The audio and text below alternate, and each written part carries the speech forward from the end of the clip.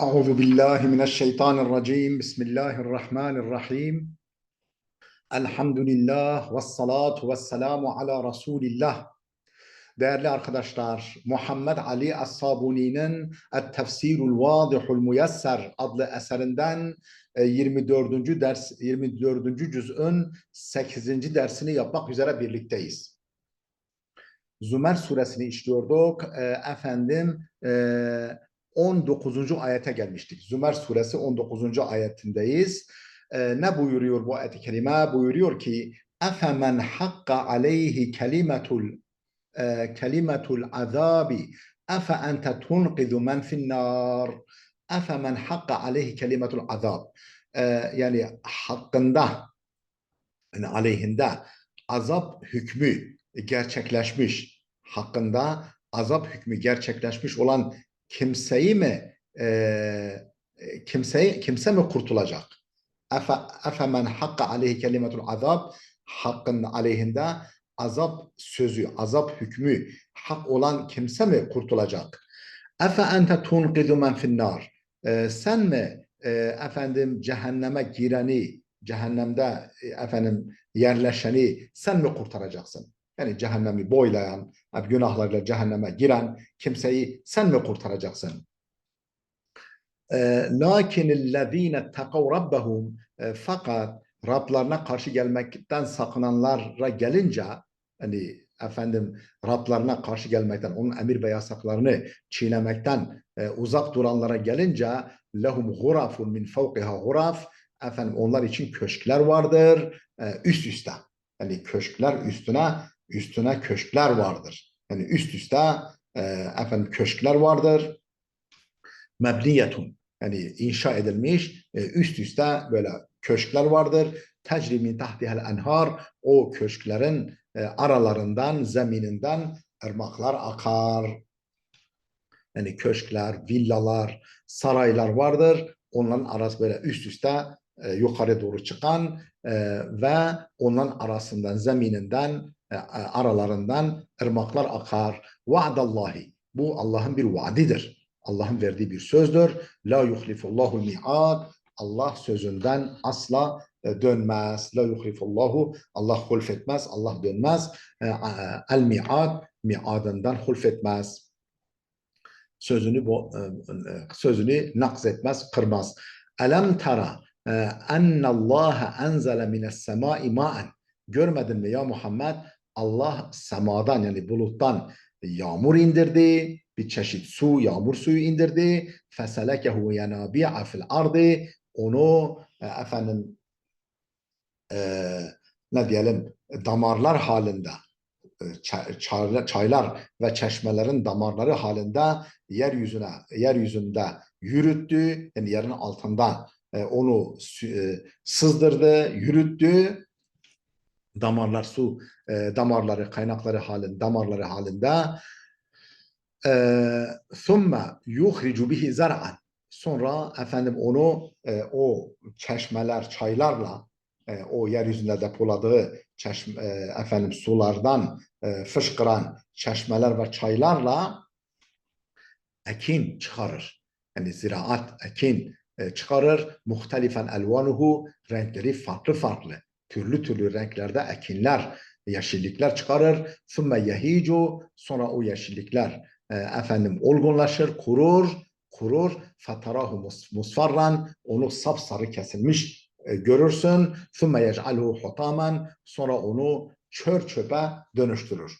Yani böyle çör çöp ne diyeyim işte ezilmiş, çürümüş, çör çöp haline getirir.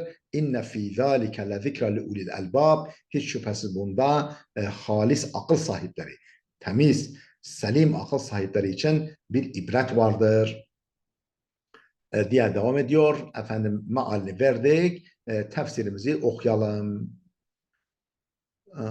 Ne buyuruyor? İşte meali vermiştik.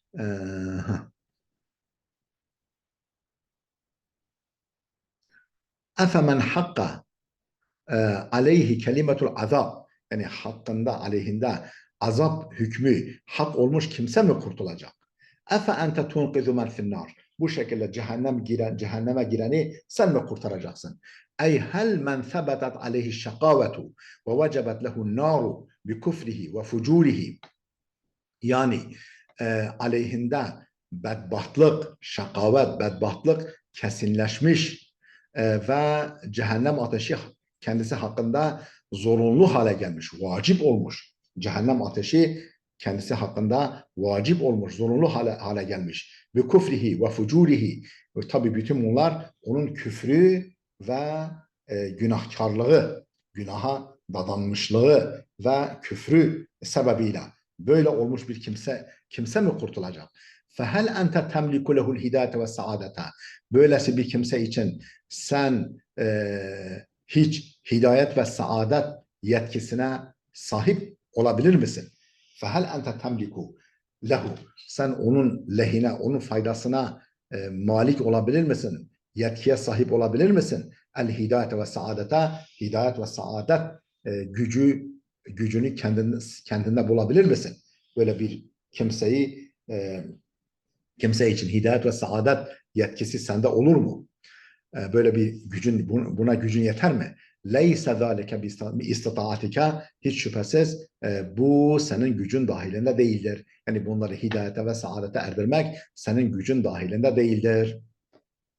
Kale İbn Abbas dedi ki, büyük müfessir, Peygamberimizin amcasının oğlu, büyük sahabi dedi ki, kana harisan ala imani kavmihi. Peygamber sallallahu aleyhi ve sellem kavminin iman etmesine karşı çok istekliydi. Çok hırslıydı, çok istekliydi. Çok arzu ediyordu ki kavmi imana gelsin, hidayet bulsun. فأخبره تعالى أنه لا يؤمنوا أنه لا يؤمنوا. Efendim Allah ona haber verdi ki kavmi iman etmeyecek. Kavminin iman etmeyeceğini Allah ona haber verdi. İlla men sabakat lehu min Allahi es-saada. Ancak kendileri hakkında Allah'tan bir saadet hükmü, kendileri hakkında Allah'tan bir bahtiyarlık, bir saadet hükmü geçmiş olanların dışında iman etmeyecek diye Allah ona haber verdi. Yani kendini bitirme, kendini helak etme. Allah kime hidayet nasip etmişse o imana gelir, hidayete erer. Tabii yani kiminkini irade etmiyor, kimin hidayetini murad etmiyor? Küfrü ve fucuru sebebiyle cehennem ateşini hak edenlerin saadetini, hidayetini, imanını Allah murad etmez. Kema kâle subhanehu. Nitekim Allah Teala şöyle buyuruyor. Ve ma, başka bir ayette, ve ma ekserun nasi velev harasta bi müminin. İnsanların çoğu ne kadar istek gösterirsen göster, ne kadar kendini yiyip bitirirsen bitir, insanların çoğu bir müminin asla iman etmezler. Yani insanların çoğu iman etmezler, imana gelmezler. Sen ne kadar hırs göstersen göster. ثُمَّ بَيَّنَ تَعَالَى جَزَاءَ الْمُؤْمِنِينَ الْمُتَّقِينَ لِرَبِّهِمْ. Sonra Allah Teala Rablarına karşı gelmekten sakınan müminlerin mükafatını şöyle beyan etti. ثُمَّ بَيَّنَ تَعَالَى. Sonra Allah beyan etti, açıkladı. جَزَاءَ الْمُؤْمِنِينَ الْمُتَّقِينَ لِرَبِّهِمْ. Rablarına karşı takvalı, Rablarına karşı gelmekten sakınan müminlerin mükafatını Allah şöyle beyan etti. Fakala, buyurdu ki, Lakinnellezîne tekav rabbahum. Fakat Rablarına karşı gelmekten sakınanlar, lehum gurafun. Onlar için köşkler vardır. Min fevkiha guraf. Onların üstünde de köşkler. Yani üst üste, yukarıya doğru gittikçe yükselen köşkler vardır. Mebniyetun. Onların da ötesinde inşa edilmiş köşkler vardır. Tecri min tahtihel enharu. O köşklerin zemininden, aşağısından ırmaklar akar. Vaadallahi, bu Allah'ın vaadidir. Allah'ın vaadi olarak. La yuhlifullahul mi'ad. Allah vaadinden dönmez. Ey lakinel mu'minunel ebrar. Fakat o hayırlı, iyi işler yapan müminlere gelince el mustemsikune bi şeriatihi ve dinihi. Onun şeriatına, Allah'ın şeriatına ve dinine sımsıkı sarılan hayırlı müminlere gelince lehum fil cenneti derecatun aliye. onlar için lehum onlar için fil cenneti cennette derecatun aliye yüksek dereceler vardır. Ve kusurun şahika çok çok yukarılarda saraylar vardır. Ba'duha fevka ba'din birbiri üstüne birbiri üstünde mebniyetun min zebercetin ve yakutin zebercetten yakuttan inşa edilmiş. Yani taşları zebercetten yakuttan olan köşk üst üste köşkler ve saraylar vardır onlar için. Ve ba'duha min zehebin ve fidda bir kısmı da altın ve gümüşten. Yani taşları altın ve gümüşten. Tecri min tahtiha min tahti kusuriha enharul cennet. O saraylarının arasından, zemininden cennet nehirleri, cennet ırmakları akar. Va'adahum bizalike Rabbul İzzeti vel Celal. İzzet ve Celal sahibi, İzzet ve Celal Rabbi, İzzet ve Celal sahibi Allah onlara bunu vaat etmiştir. Ve huve va'dun muhakkakun. Bu kesin gerçekleşecek olan bir vaattır. لِأَنَّ اللّٰهَ لَا يُخْلِفُ وَعْدَهُ. Çünkü Allah vaadinden dönmez, sözünden hulfetmez. Elem tara görmedin mi ya Muhammed? Ennallâhe enzele mine's-semâi mâen. Allah'ın semadan yani yukarıdan bulutlardan bir çeşit su yani yağmur indirdiğini görmedin mi? Feselekehu yenabi'a o su ırmaklar, pınarlar, çaylar halinde yerde süzülür. Yerin altında böyle sülü yani yolunu bulur, ilerler. Fil ardı yerin altında böyle damarlar halinde süzülür, ilerler. Ey elem tubsir eyyuhel insanul akil. Yani ey başta Hazreti Muhammed olmak üzere ey akıllı insan, akıllı her insan sen görmedin mi ki görmedin mi kudretallahil azimete Allah'ın o büyük kudretini görmedin mi? Fi inzalil matari mines sema yağmuru buluttan indirmedeki yağmuru buluttan, semadan buluttan indirmedeki o Allah'ın o büyük kudretini görmedin mi?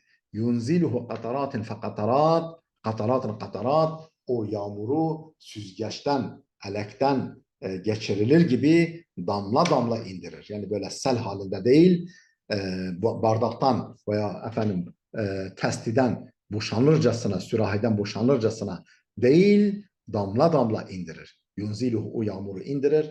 Kataratin kataratin damla damla. La yasubbuhu sabben def'aten vahideten. Tek bir defada böyle sel halinde onu dökmez. Onu yukarıdan aşağıya dökmez, indirmez. Niçin? لِأَلَّا يُتْلِفَ الشَّجَرَ وَالثَّمَرَ ta ki o yağmur, o sel halinde gelen yağmur ağaçları ve ürünleri telef etmesin. Yani zarar vermesin diye sel halinde indirmiyor. Bilakis damla damla süzgeçten geçirir gibi, elekten geçirir gibi damla damla indirir. ثُمَّ يُدْخِلُهُ فِي طَبَقَاتِ الْعَرْضِ sonra o yağmuru yerin katmanları arasına girdirir, sevk eder, yerin katmanları arasına süzdürür, sevk eder ve yec'alehu fi hazzanatin onu yerin altındaki mahzenlere yerleştirir. O su, yerin altındaki su mahzenlerine yerleştirir. Thumme yetefecceru ba'de zalike yenabi'a ve uyunan sonra bunun ardından pınarlar, çeşmeler halinde fışkırır ve kudretullahi tahfazuhu Allah'ın kudreti o suyu orada korur, o suyu orada yerin altında korur. لِأَلَّا يَذْهَبَ فِي الْأَغْوَارِ الْبَعِيدَةِ ta ki yerin uzak derinliklerine doğru gitmesin, çekilmesin, yerin uzak derinliklerine doğru çekilmesin, kaybolmasın. فَلَا يَنْتَفِعَ مِنْهُ الْبَشَرِ o durumda insanlar ondan istifade edemez. Eğer yerin derinliklerine kadar giderse çeşmeler, çaylar halinde yine yeryüzüne doğru süzülmezse o durumda فَلَا يَنْتَفِعُ مِنْهُ الْبَشَرِ beşer ondan istifade edemez. İnsanlar ondan yararlanamaz. وَلَوْ شَاءَ لَجَعَلَهُ غَائِرًا فِي الْأَرْضِ şayet Allah dileseydi o suyu yerin dibine, derinliklerine doğru götürürdü. Kema kâle subhanehu, nitekim Allah Teala şöyle buyurmaktadır. فَاَسْكَنَّاهُ fil ardi, biz o suyu, yağmur suyunu yerin altında yerleştirdik, mahzenler halinde yerleştirdik. Ve inne ala zahabin bihi laqadirun, biz onu yok etmeye, yerin dibine batırmaya da kadiriz. ثُمَّ ذَكَرَ تَعَالَى قُدْرَتَهُ فِي إِخْرَاجِ الزَّرْعِ بِهِ وَالثَّمَرِ. Sonra Allah Teala o su sebebiyle, o yağmur suyu yerin dibine doğru çekilmiş, yerin mahzenlerine doğru çekilmiş ve oradan çeşmeler, çaylar, pınarlar halinde fışkıran su sebebiyle ekinleri ve meyveleri çıkarmaya yönelik kudretini zikretti. Sonra Allah belirtti, zikretti. Allah Teala neyi? Kudretehu.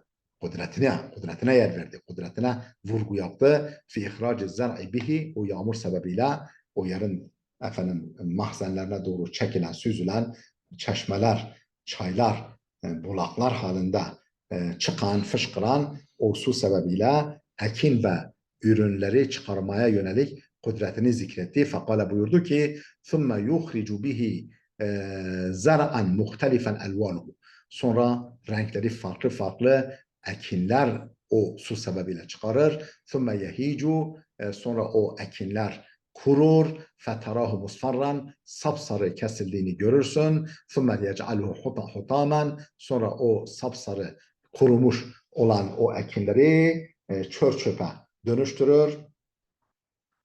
Yani ezer, çürütür, çör çöpe dönüştürür. Ey thumme yuhricu bihadel ma'i, sonra o çeşmelerin, çayların suyuyla Allah çıkarır enva'az zuru'i ve thimar, türlü türlü ekinler, türlü türlü ürünler. El muhtelifetil elvan, renkleri farklı farklı. Vel eşkal, renkleri, şekilleri farklı farklı. Min ahmara ve abyada, kimi kırmızı, kimi beyaz, asfara, kimi sarı. Ve min qamhin, buğday, ve adesin, mercimek, ve zerretin, darı, mısır, darı ve gayriha min enva'in nebati vel hubub, ve daha bunlar dışında türlü türlü bitkiler ve hububat, yani tahıllar. El ardu vahidetun, toprak aynı toprak. Ve turbetu vahidetun, arz aynı arz. Ve turbetu vahidetun, toprak aynı toprak. Vel ma'u vahidetun, su aynı su.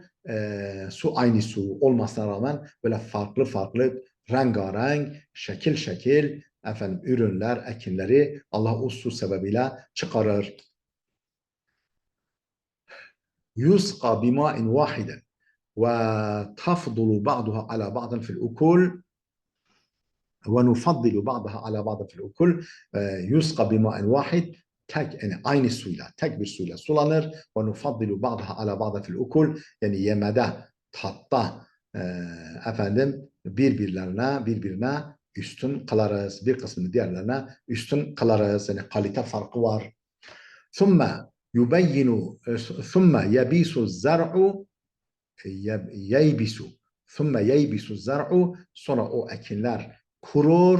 فَتَرَاهُ بَعْدَ خُضْرَتِهِ مُصْفَرًّا, yeşil iken sararmış olarak görürsün, sarardığını görürsün. ثُمَّ يُصْبِحُ هَش۪يمًا, sonra kupkuru kesilir. وَحُطَامًا مُتَكَسِّرًا, yani kırık kırık, çürümüş, parçalanmış, çör çöp haline dönüşür.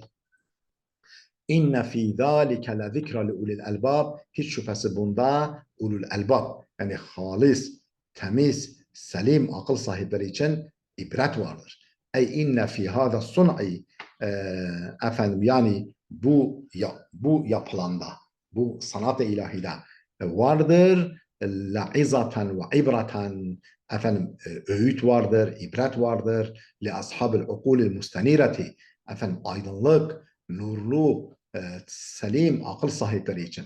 Vel ayetu temsilun li hayatil insan, bu ayet insan hayatının bir temsilidir. Bu ayet insan hayatının bir temsilidir, bir örneğidir. Bir hayat-ı zar'i, neye benzetmesidir bu? Yani ekinin hayatına. Yani ekin yemyeşil olarak çıkıyor. efendim sonra olgunlaşıyor, sararıyor, kuruyor, çör çöpe dönüşüyor, toprağa karışıyor. İşte insanoğlunun hayatı da böyledir. Kale İbn Kesir. İbn Kesir demiştir ki hakeza dünya tekunu hadra'a, işte dünya hayatı da aynen bunun gibi yeşil olarak başlar. Dünya hayatı böyle yeşil, genç, efendim taze olarak başlar. Nadireten hasna'a, parlak ve güzel olarak başlar. Thumme ta'udu acuzen şevha'a, sonra efendim yaşlı, yüz derisi buruşuk, yani yüzü çirkinleşmiş, efendim yaşlı hale dönüşür insan. Ve kezalike şabbu, işte aynen genç de böyle yaudu şeyhen herimen, efendim düşkün ihtiyara dönüşür. Kebiran zayıfen, efendim ihtiyar ve zayıf hale dönüşür. Ve ba'de zalike bütün ve ba'de zalike kullihi, işte bütün bunlardan sonra da el mevtu, ölüm gelir. Kema yemutu zer'u, tıpkı ekinin ölmesi, çürümesi gibi. Fes-sa'idu men kana haluhu ba'del mevti ila hayrin. Şu halde bahtiyar olan, said, bahtiyar olan kişi, efendim ölümden sonra hali hayra dönüşen kimsedir. Bahtiyar kimse, mutlu kimse, men kana haluhu ba'del mevti, ölümden sonraki hali dönüşendir ila hayrin, hayra dönüşendir. Yani akıbeti hayır olandır. Efendim bahtiyar kimse. Değerli dostlar, burada dursun. Videomuz oldukça uzadı. Gelecek dersimize kadar Allah'a emanet olun.